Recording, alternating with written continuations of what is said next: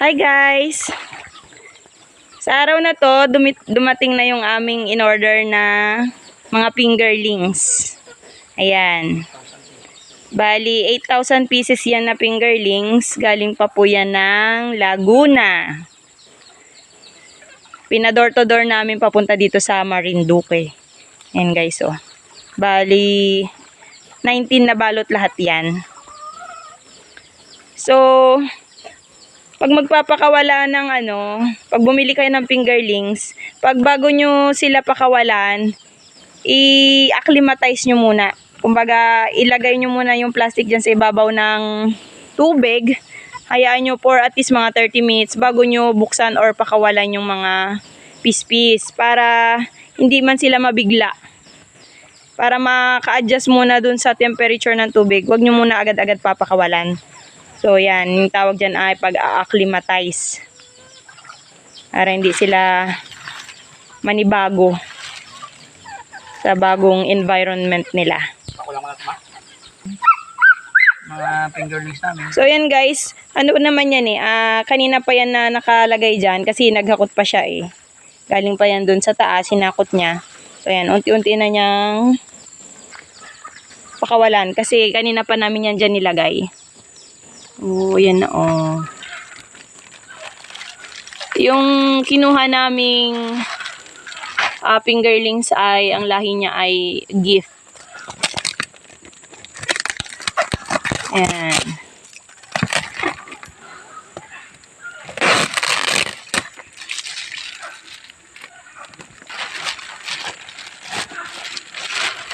Hi, shout out nga pala kay Mr. John Hernandez. Sa kanya po kami kumuha ng fingerlings. Thank you, boss, sa pagtsatsaga, sa pag-asikaso ng order namin.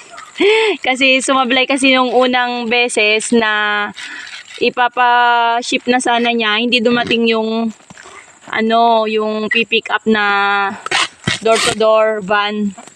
Buti hindi siya nadala. Yung second attempt, ayan, okay na, dumating na boss. Thank you, Mr. Hernandez. Yan, baka gusto nyong bumili sa kanya sa Laguna. Nagpapaship siya sa Bicol. Nakakaabot sila ng Bicol.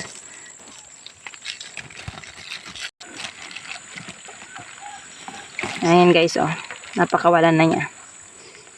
Okay naman sila lahat. Healthy naman. Wala mang kaming nakita na may na may mga namatay. Okay naman. Puro healthy naman sila.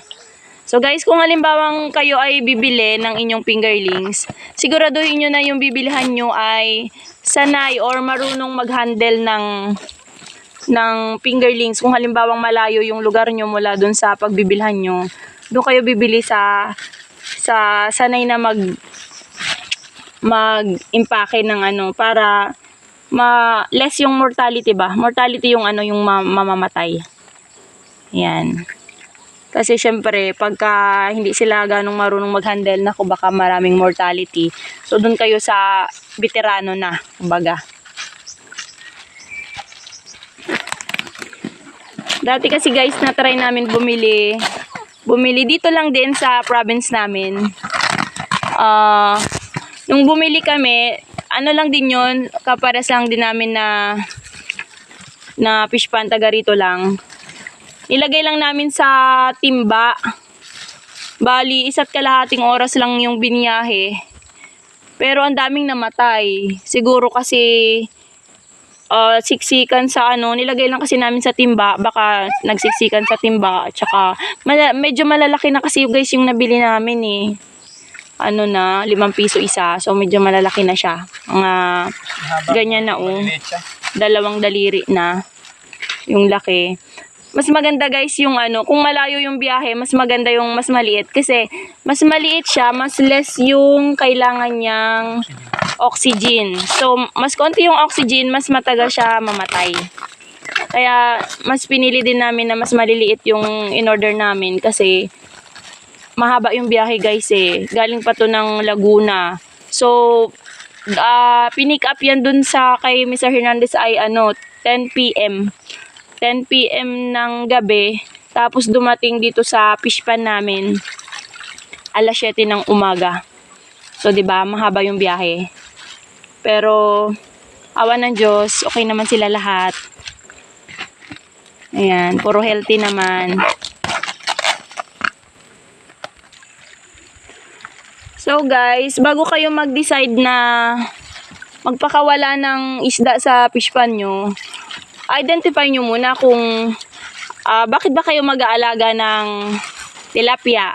Ano ba yan? Pang personal consumption lang ba yan? O may balak kayong magbenta? Kasi guys, kung halimbawa pang personal consumption nyo lang at gusto nyo na dadami yung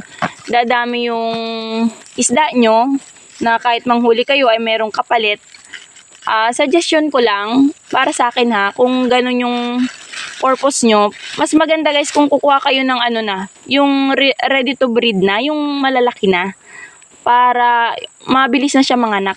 Kasi malalaki na eh. Pag nanganak yan guys, ang bilis na niya na dumami. Kasi isang anakan lang ng isang isda, 1,000 na. 1,000 pispis na yun.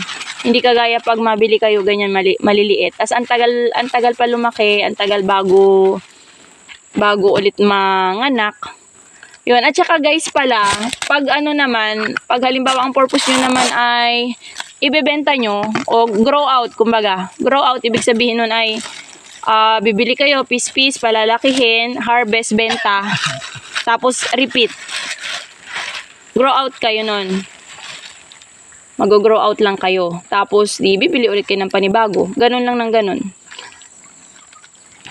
Dito kasi sa amin, guys, ang hirap ng pispis, maghanap ng pispis dito sa probinsya namin.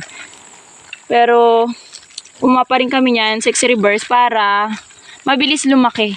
Kasi itong fish pan naman ay malawak naman tong area namin. Itong fish pan na to, bali i-grow out lang namin to kasi ayan, kaya 6 rivers yung kinuha namin para mabilis siya lumaki. Pag kasi 6 rivers guys, sabi kasi pag unang 5 araw ng mga pispis, genderless pa yan. So, pag 6 rivers, napakain nila yan ng hormone para maging lalaki yung mga pispis. Tapos, pag lalaki kasi guys yung mga pispis, malalakas kumain yan, mas mabilis din silang lumaki. Yun ang kagandahan ng 6 rivers. Compared sa normal na tilapia, yung walang prosesong 6 rivers na ginawa, pagka mga babae yan, hindi masyadong nalaki yung mga babae. Pero, nadami naman sila. Yun ang kagandahan ng normal.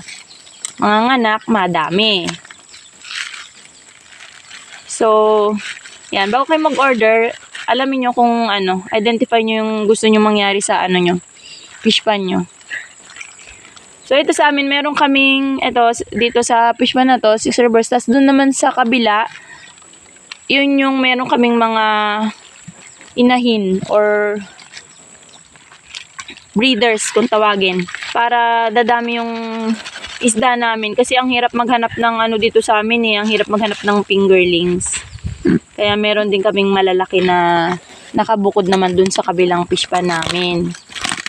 Tapos pag nagpakati kami dun, napili namin yung mga breeders na yon, tapos napakawalan ulit namin dito naman sa kabilang fish pan para hindi maubos yung isda namin.